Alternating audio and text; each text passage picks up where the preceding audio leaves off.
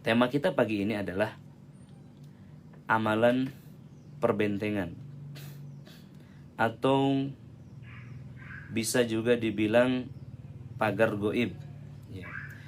Atau bisa dibilang amal pemagar sihir, ya.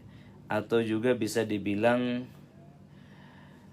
apalah yang membuat seseorang itu percaya diri tidak akan kena serangan oleh sihir, ya, tidak akan kena serangan setan, tidak akan terkena, ya, tipu daya muslihat mereka.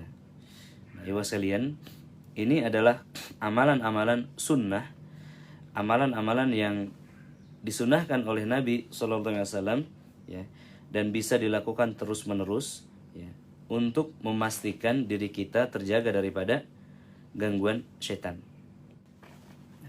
Hamba-hamba Allah yang dimuliakan, ketika kita mendengar istilah pagar goib, ya, ketika kita mendengar istilah benteng goib, ketika kita mendengar istilah pemagar, ya, dari gangguan sihir, pasti akan terlintas di benak kita adalah sesuatu yang sifatnya batil, sesuatu yang sifatnya keluar daripada sunnah. Mungkin sebagian orang mengatakan bid'ah, ya.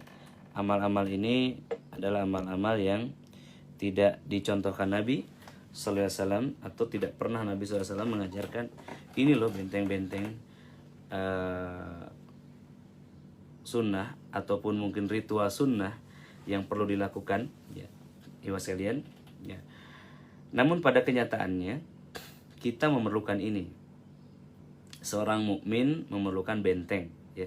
Seorang mukmin memerlukan pagar, ya. Kita harus memastikan bahwa diri kita, keluarga kita, ya, anak keturunan kita terbebas daripada pengaruh sihir, gangguan jin, ya. Nah, ibu sekalian, lalu bagaimanakah solusinya? Adakah sebenarnya benteng sunnah yang benteng gaib yang sunnah? Maksudnya demikian. Baik, maka hamba-hamba Allah yang muliakan, pagi ini saya akan coba mengurai, ya, apa itu benteng, ya, amalan apa saja yang bisa dijadikan benteng sesuai sunnah, ya, dan yang berikutnya, kenapa benteng itu tidak bekerja ketika saya sudah lakukan, ya. Dan yang paling penting nanti ikhwah sekalian adalah interaktif, ya, interaktif insyaallah di antara kita, agar kita benar-benar memahami dan amalan-amalan ini bisa diijazahkan, bahasanya seperti itu, ya, insyaallah taala, ya. Siap menyimak, ya, semuanya insyaallah. Baik, yang pertama kita akan mendefinisikan terlebih dahulu apa itu benteng. Dan benteng apakah yang bisa kita ambil di dalam ruqyah syariah mandiri nanti. Begitu hamba Allah, ya. Baik, ibu sekalian. Yang pertama, benteng merupakan tempat kita bertahan, ya. Yang pertama, benteng itu merupakan satu bangunan yang kokoh, ya, satu benda material yang kita bisa gunakan untuk bertahan dari serangan musuh, begitu, ya. Jadi kalau dikatakan kita memiliki pagar, ya, yang mengelilingi rumah kita, konstruksinya dari bambu, tingginya 50 cm, itu bukan benteng, ya, itu hanya aksesoris rumah, begitu ya sekalian. Benteng itu adalah satu bangunan kokoh, minimum dia mungkin 50 cm panjangnya kah, atau 5 meter kali tinggi 2 meter, atau sampai 50 meter, atau mungkin menjulang tinggi ke langit. Nah, dahsyat kan? Jadi perbedaan antara benteng dengan pagar itu beda. Nah, yang akan kita bangun di sini adalah benteng, ya. Satu material, satu bahan dasar, ya, satu kekuatan yang akan melindungi kita dari serangan musuh di kalangan bangsa jin. Ya, jadi bukan di kalangan bangsa manusia ini. Ya, karena kalau di kalangan bangsa manusia sudah ada apa itu? Security, ya secara sistemik ini. Ada juga ya mungkin beton dan lain-lain. Setelah kita bangun rumah yang terbaik, benteng yang kokoh, ya security, CCTV, ini setan masih bisa akses rumah kita. Bagaimana ini ceritanya? Nah, bagian, maka inilah yang akan kita bahas hari ini, yaitu tentang benteng, ya benteng gaib, ya tentang benteng yang akan kita bangun secara gaib. Baik, itu definisi awal dulu ya. Jadi definisi awal benteng adalah satu benda, satu material ya yang kokoh, yang kuat, yang akan melindungi diri kita daripada serangan musuh. Nah, benteng gaib itu apa? Benteng gaib itu adalah satu kekuatan, satu cahaya yang akan memastikan perlindungan rohani kita dari musuh-musuh yang tidak nampak. Begitu ikhwas sekalian, ya, yang akan memastikan perlindungan ya diri kita dari musuh-musuh yang tidak nampak. Nah, ya. Jadi bentuknya bukan berbentuk coran, bukan berbentuk material, tetapi berbentuk sesuatu yang gaib.